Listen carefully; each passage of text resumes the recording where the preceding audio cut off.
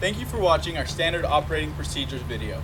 My name is Chaz, and today I'm going to walk you through properly deploying the 4-foot muscle wall in a flood control scenario safely and effectively.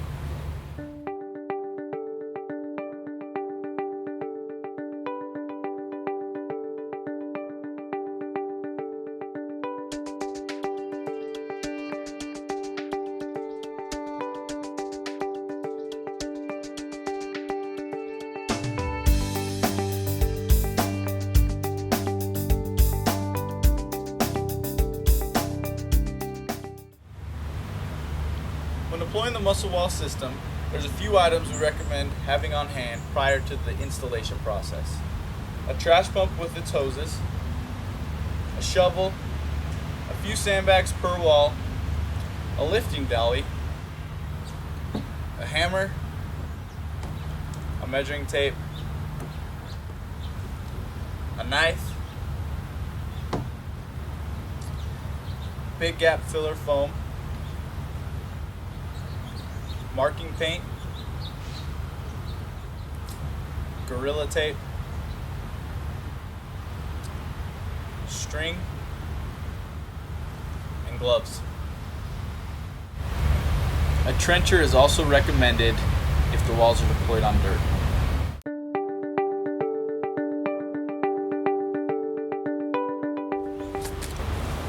To begin depalletizing the muscle wall, remove the safety strap that is connecting the walls to the pallet. Start at the top bundle of the pallet by removing the upside down wall first. Slightly lift the wall up to disconnect the bundle and lower the wall using proper lifting techniques.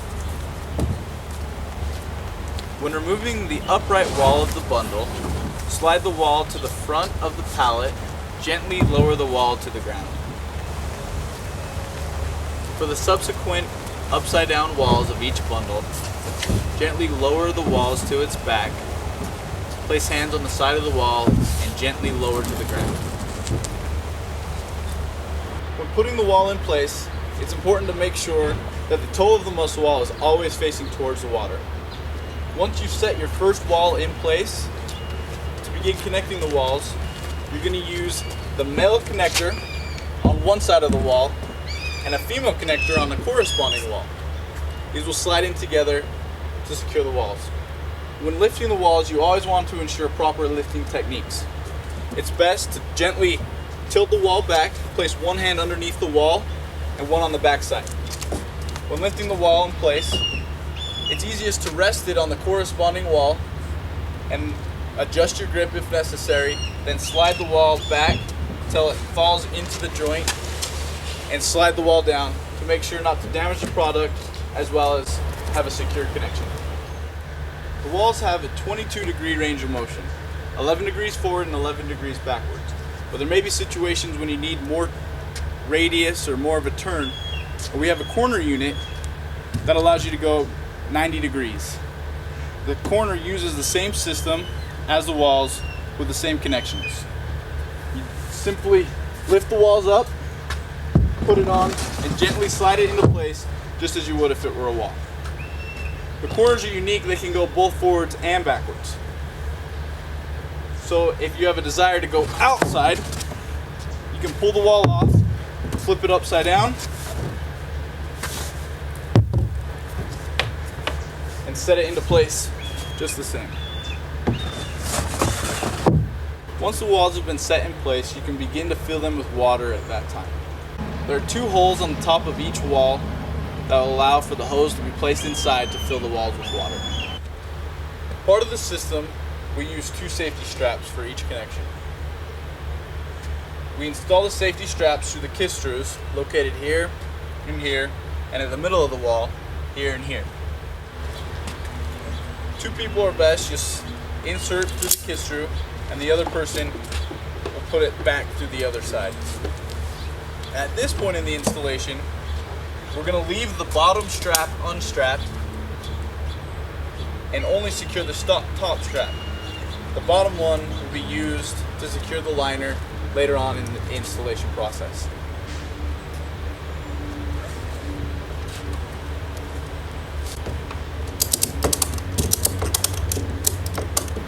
Strapping the corner is very similar to strapping the walls. The main difference is rather than having the top strap come to the top kiss screw, both straps are going to connect here at the middle kiss screw of the wall.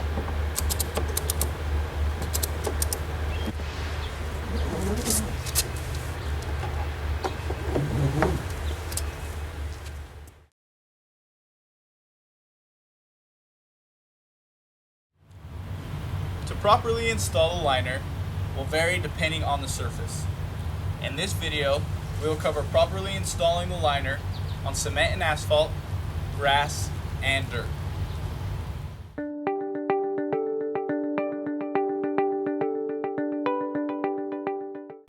Generally, the liner is rolled or folded.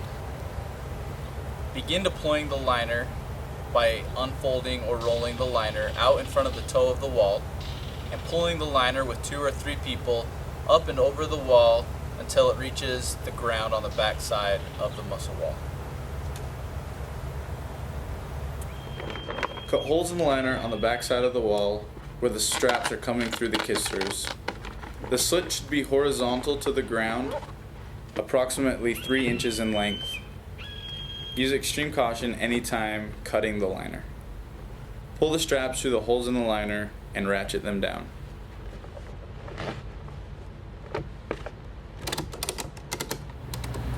Before securing the front of the liner, it's important to make sure that there's no gap between the liner and the wall itself. Have someone walk along the toe of the wall to press the liner up against it firmly, and someone else place a sandbag on top of the toe to make sure that it remains tight and secure.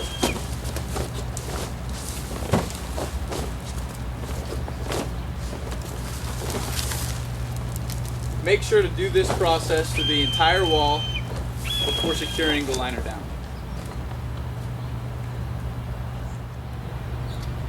Before applying the foam, place a solid row of sandbags approximately a foot from the edge of the liner.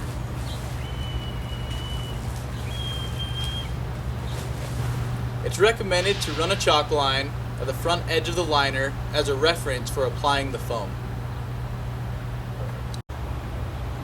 Peel back the front edge of the liner, apply 2 lines of foam, one just inside of the chalk line and the other 3 to 4 inches inside. Once the individual applying the foam has applied 10 to 15 feet, the next person can begin by replacing the liner over the top of the foam and rolling the continuous line of sandbags over the top, just over the front edge of the liner to create the watertight seal.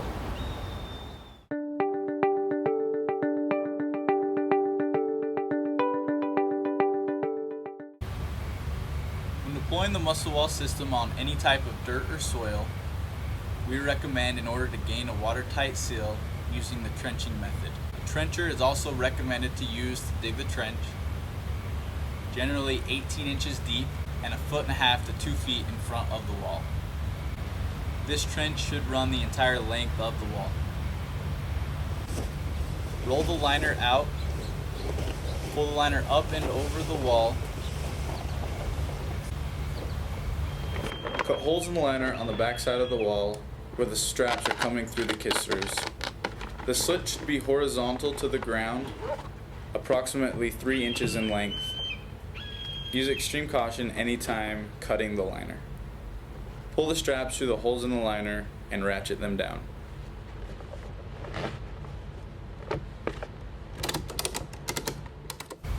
Fold back the liner in the front over the trench, approximately the amount of liner desired to go into the trench. At this point, have someone walk along the toe of the wall to get rid of any tenting and make sure that the liner is flush against the wall. Unfold the front edge of the liner and place in the trench. Backfill the trench and compact the dirt. In some situations, it may be necessary to bring in extra dirt to completely fill the trench. Place a sandbag along the toe of the wall, approximately 1 bag per wall.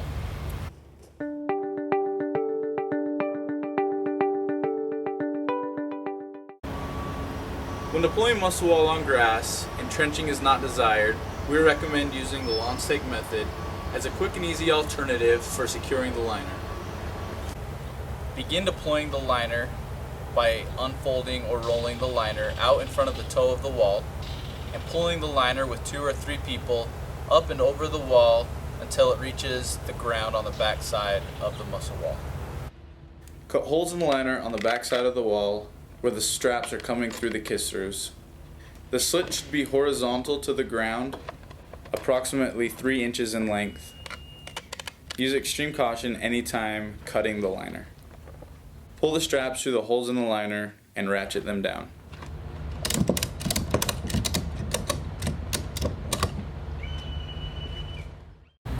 Before securing the front of the liner, it's important to make sure that there's no gap between the liner and the wall itself. Place a sandbag along the toe of the wall, approximately 1 bag per wall.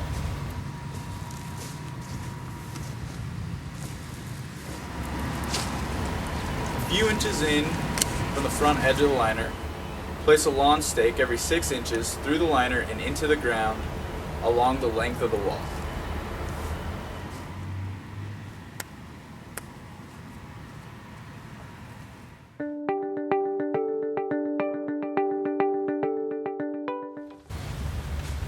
There will be situations when 2 liners need to be seamed together. In this case, overlap one of the liners over the top of the other approximately 4 to 5 feet.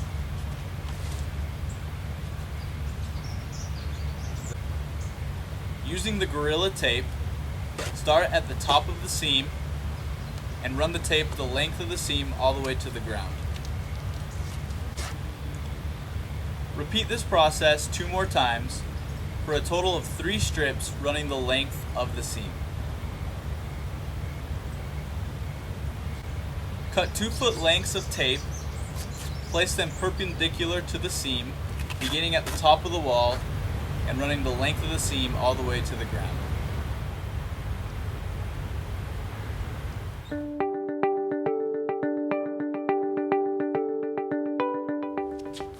Remove sandbags from off the front of the liner. Properly dispose of any contaminated sand and/or sandbags.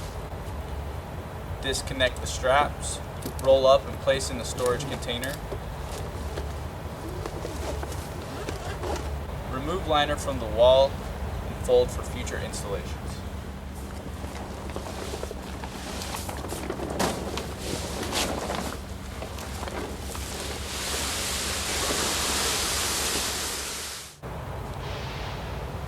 There are 2 possible options for removing water from inside of the wall. The first is the bung plug on the back side of the muscle wall. We have provided a bung plug wrench that allows you to unscrew the bung plug on the back side of the wall to release the water from inside. The second option is to use a trash pump to suck the water out, which will allow you to control the flow of the water as well as potentially clean up any debris along the way.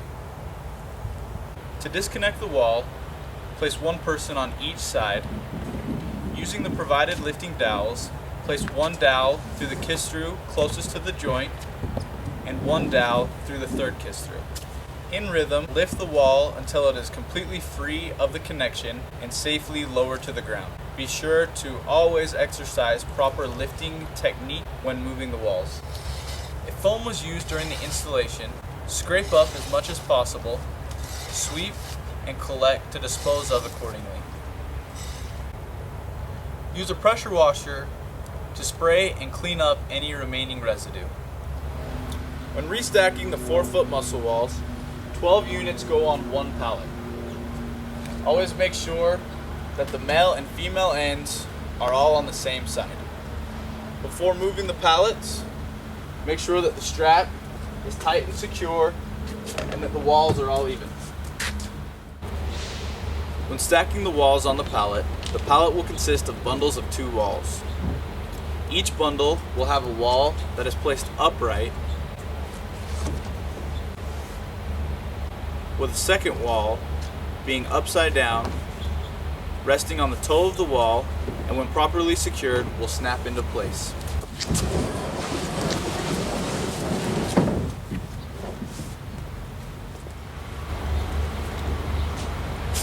Once the pallet has been completed, run a safety strap up and over the walls to secure the walls to the pallet.